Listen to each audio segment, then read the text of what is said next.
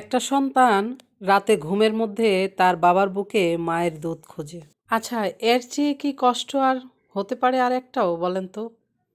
একটা ভিডিওতে একজন ভাইয়া কমেন্ট করেছিল, আপু আমার আইডিটা ঘুরে আসবেন, তারপরে যদি একটা ভিডিও বানান তাহলে বানাবেন। আমি ভাইয়ার আইডিতে ঘুরতে ঘুরতে একটা জিনিস এত কষ্ট লাগছে আমার, যে ভাইয়া একটা ভিডিও দিছে রাতের বেলা, এসে ভাইয়ার বুকে তার সন্তান মায়ের দুধ খোঁজে, কারণ দুধের বাচ্চা রেখে মা চলে গেছে।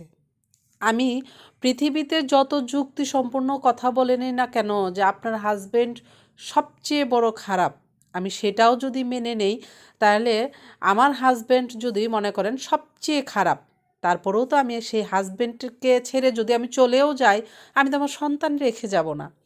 আপনি যে কারণেই আপনার হাজবেন্ডের কাছে থেকে চলে গেছেন না কেন, আপনি আপনার সন্তানকে নিয়ে যাবেন। দুধের বাচ্চাকে কি কেউ এইভাবে ফেলে রেখে যায়? আর সেই মহিলা নাকি স্কুল টিচার, মানে বাচ্চা গড়ার কারিগর সে। কিভাবে বলেন তো? যেখানে নিজে দুধের সন্তানকে ফেলে যেতে পারে যে নারী, সেই নারী অন্যের সন্তানকে কি শিক্ষা দেবে ভালোভাবে? এটা কি কখনো হয়? কখনোই না। আপনার সঙ্গে আপনার হাজবেন্ডের যত যা কিছু নিয়েই বাজুক না কেন, একটা ফ্যামিলিতে বাজে, একটা সংসারে বনিবনত হয় না, ডিভোর্স হয়ে যায়, আলাদা হয়ে যায়, সব কিছু হয়, তারপরেও আমি তো আমার সন্তানকে রেখে যাব না।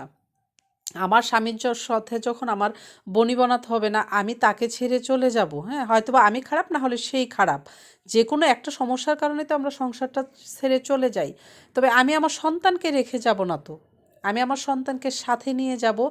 যদি আইন মোতাবেক বাবা তার সন্তানকে পায়, তারপরেও আমি একটা পর্যায় পর্যন্ত আমার সন্তানকে কাছে রাখবো। যখন সন্তান বুকে দুধ খায়, সন্তান মানুষ চিনতে না শুরু করে, প্রয়োজনে আমি আইনের কাছে যাব, লোকজনকে ডাকবো।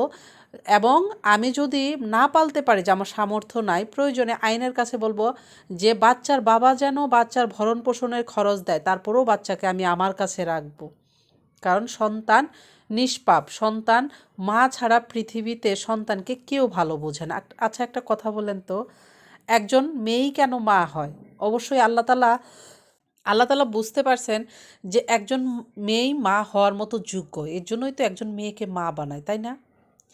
তাহলে একটা নারী, আমরা যখন সন্তান পেটে নেই তখন কিন্তু আমরা জানি হয়তোবা মারাও যেতে পারি, কারণ সন্তান প্রসবের সময় অনেক নারী মারা যায়, তারপরেও কিন্তু আমরা মা ডাক শোনার জন্য কিন্তু সন্তান গর্ভে নেই। যেখানে মৃত্যু হতে পারে জেনেও আমরা সন্তান নেই, সেখানে মানুষের কাছে আমি সন্তান কিভাবে ফেলে যাই? জানি না ভাইয়া ভিডিওটা দেখবে কি না।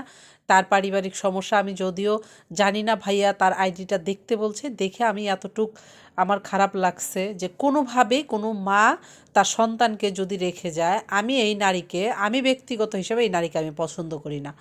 যত যুক্তি দেন না কেন, আমি আমার সন্তানকে কারো কাছে রেখে যাব না। আল্লাহ আমাদের সবাইকে হেদায়েত দান করুন, আমিন।